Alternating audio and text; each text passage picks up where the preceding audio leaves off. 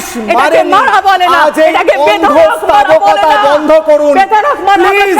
যদি আপনাদের দলের দিকে পুলিশ মারেনি না, এই লাঠি আর কেউ কোনো কথা বলবে না। আমি ওনাকে বলতে দিন।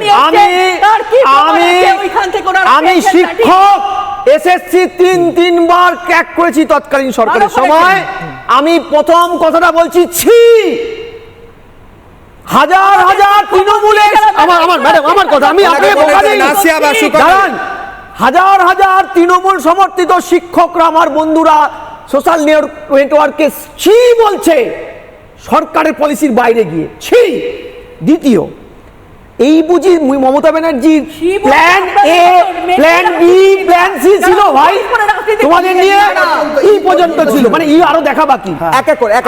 আসলে ভারতের বহু এক প্রাচীন শিক্ষক চাণক্য মহারাজ ধননন্দর অপমানের কথা যখন অপমান করেছিল রাজসভায়, একটা উক্তি দিয়েছিল, স্বদেশে পূজ্যতে রাজা বিদ্বান সর্বত্র পূজ্যতে।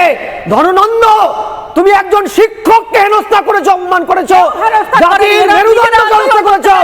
আমি তোমার রাজপথকে ধূলিসাৎ করবো,